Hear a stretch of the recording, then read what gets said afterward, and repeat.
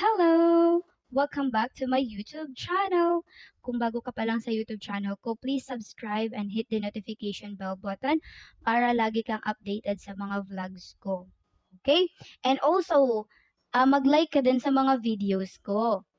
Ato, for today's video, ang pag-uusapan natin ngayon ay when, where, and how to get your salary.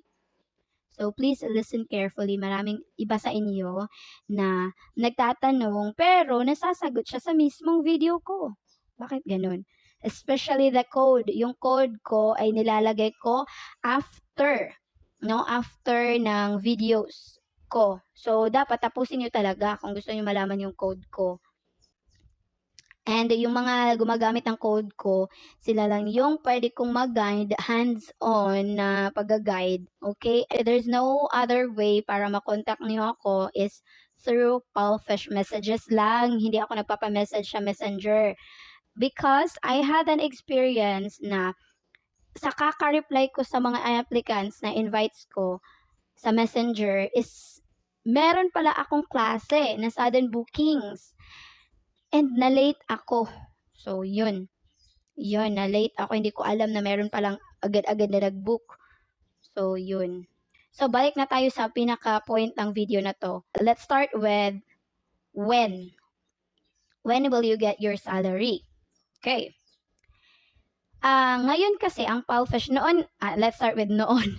Noon kasi ang Palfish, sa isang buwan, isang beses lang magsasahod. So from one or for the whole month na na-earn mo, sa end of the month or first week of the next month mo pa makukuha yung sahod, 'di ba? Yung mga old teacher diyan na gusto mag-apply ulit nung umalis tapos gustong mag-apply ulit. Teachers, ano na po, 2 beses na tayo sa isang buwan makakasahod. Or yun.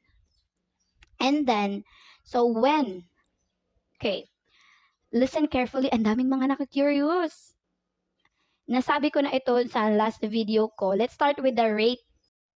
Okay, let's start with the points. Kahit nasabi ko na ito noon, nung last vlog ko, balikan natin, baka hindi nyo na-gets. Or mayroon ding iba na hindi pa talaga napanood yon. So, every 30 kasi, every end of the month, nagbaback to 0 yung points.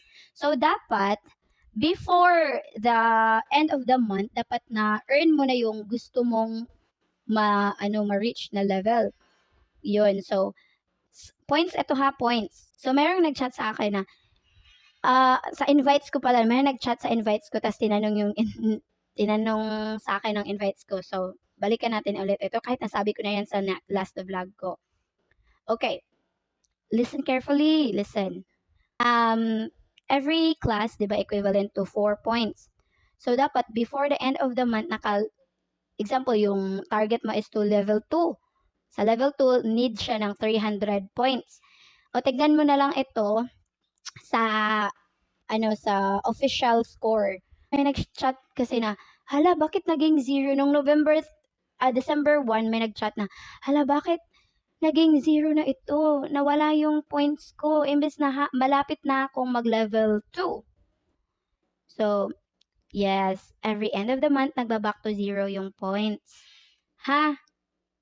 So, enough with the points. Balik tayo sa pinaka-point ng video na to, which is salary. So, isiningit ko lang yun ha, para maliwanagan yung iba. So, sa salary naman, when? Let's start with when will you get your salary? 15 and 30, yun yung possible na pwede nang i-withdraw ni Palfish ang na-earn mong pera from your wallet. Your Palfish wallet. Saan mo makikita yung wallet mo? Your Palfish wallet. Homepage, click my, and then sa baba ng profile picture, andyan po ang iyong your wallet. Kung ilan na yung, you can monitor kung ilan na yung mga na-earn mo. Yun. Every 15 or 30, pwede nang ma-withdraw ni Palfish yung na-earn mo to your payuners. Sila ang magwe-withdraw nun. Pero, minsan, listen carefully kasi meron na iba na, hala, 15 na. 17 na, wala pa rin, hindi pa rin na-withdraw yung na-earn ko sa Palfish wallet ko to my Payoneer? 2 reasons.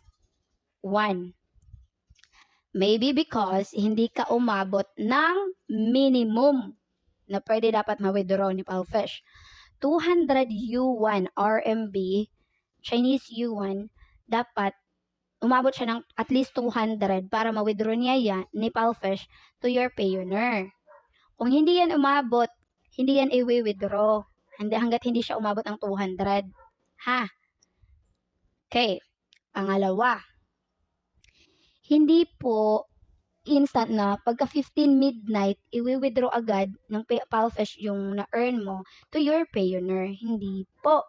It takes days. Minsan umaabot ng 1 day or days para ma-withdraw ni Palfish ang na-earn mo to your Payoneer. Depende kung yung day na yun is na timing pagka weekend ba? Weekend. So, pangalawa is maybe because holiday.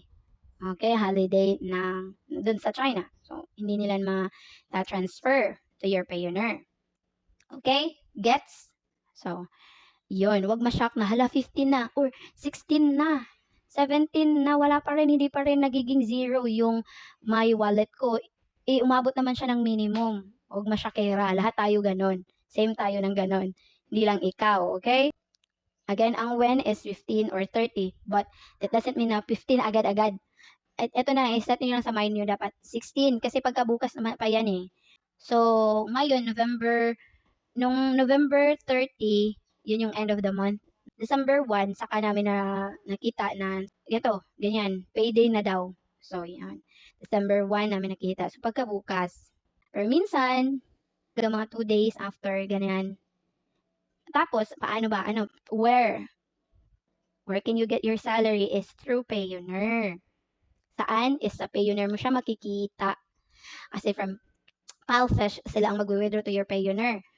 But, pagka zero ba ng wallet mo, pagka message ba nila na, hey, anong payday na daw, pagka message ng Palfish team ba na payday na is, makikita mo ba agad sa Payoneer yung conversion? No, kasi yuan yan into USD, so na ika-convert yan. Hindi agad-agad yun ha. Baka sabihin na, hala, ba't naging zero? Ang sabi ng Palfish team, payday na daw. Ba't pag ginek ko ng Payoneer ko, wala naman. Huwag kang masyakera, no? Normal yun. Kasi usually, it takes days or weeks. Depende kung maabutan ng holiday, kung merong holiday man. So, pagka message na payday na daw, iset mo na lang na 1 week yung pinakamatagal na para makita mo yung na-earn mo doon sa Payoneer. Ha? Okay. How? Let's answer the how can you get your salary. Through your bank account or your GCash account. Okay? So, teacher, pwede bang, today, this month is sa bank ko siya kukunin and then the next month is GCash? Yes, pwede. Eto, may offer ako po. Sa mga wala pang Payoneer account, pero meron silang bank account. Sa mga may bank account, listen, this is a very great offer. Use my Payoneer link. Okay? Ito, ililink ko siya, ilalagay ko siya sa description box. Description box, tignan nyo po ang link. Click nyo to register. Bakit? So, bakit siya naging great offer? Magandang offer. Bakit? Kasi, yung isang invite ko last year, si Teacher Jen, ginamit niya yung link na yan, kasi meron siyang bank account ba.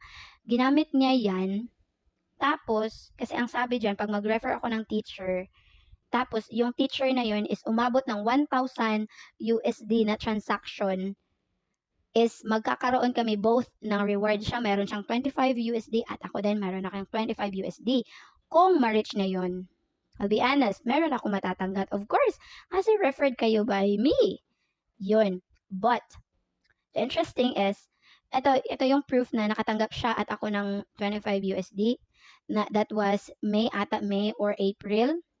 Tignan nyo na lang dyan kung April ba yun or May. Yun, nakatanggap ako at siya. But, last month lang, November, nag-message ulit sa Teacher Jen na, Teacher, nakatanggap ka po ba ng another reward from Payoneer? Chinek ko yung account ko, wala na, hindi na. Sabi ko, bakit? Sabi na, kasi daw nakatanggap ulit siya. So, maraming beses kayo na possible pwede kayo maka-receive ng reward as long as na-hit nyo yung 1,000 USD na transaction. Yung 1,000 USD na transaction, that, hindi po ibig sabihin na isahang sahod nyo from Palfish is na-convert siya into 1,000 talaga. Hindi. Siya kasi nung first month niya, parang 5,000 lang ata yung na 5,000 na peso. 5,000 pesos yung na kuha niya sa salary niya kasi part-time lang siya nung time na yon. So, yun. Tapos the next month is hanggang sa naabot ba ng ang transaction niya. Of course, every month niya kinukuha yung sahod niya. Baka sabihin niyo, so dapat ipopondo yung sahod ko sa Payoneer ko para hanggang umabot siya ng 1,000 saka ko kukunin para magkaroon kami ng reward? No. Transaction. What I mean is your transaction sa Payoneer. Okay? So, better use my link. Kasi hindi mo ginamit, nagsariling sikap ka na to register doon sa website, wala kang matatanggap. Nasa description box. And then, again, how to get your salary? Through your bank account. Yung Payoneer mo, dapat merong nakalink na bank account or GCash. So, paano ba mag-link ng GCash and your bank account, your Payoneer? Kasi may iba na walang bank account. So, sa mga walang bank account, you can't use my link, Pwede kang pero pwede kang mag-create ng Payoneer account mo sa GCash. Yun. So, how? Create na lang ako ng separate video kasi para humaba na siya. Parang ang haba na ng video na to. So, and then, how to withdraw, how to get your salary from Payoneer to bank. Click withdraw. And then, makikita mo dyan yung type of currency. Of course, USD. And then, your bank name, and then bank number, and then amount. Yun. Para ma-transfer from Payoneer to your bank. And then, kung GCash ka naman mag-withdraw, kung GCash ka naman mag-withdraw, punta ka sa GCash cash in. Click mo yung Payoneer, and then, yun na, pwede ka na mag-cash in. Cash in, para ma-transfer mo from Payoneer to your GCash. And of course, alam mo naman mag-cash out, di ba? Kung paano mag-cash out ng GCash. Yun. And again, thank you so much for watching my vlogs. I hope na mag-subscribe ka naman and then click the notification bell button and mag-like ka sa vlogs ko. Sa mga nagtatanong ng code ko, ano ba yung code ko? Ito na. Please use my Palfish code as your inviter para mag-guide kita sa Palfish app mismo. Doon kita i-reach out. Good luck!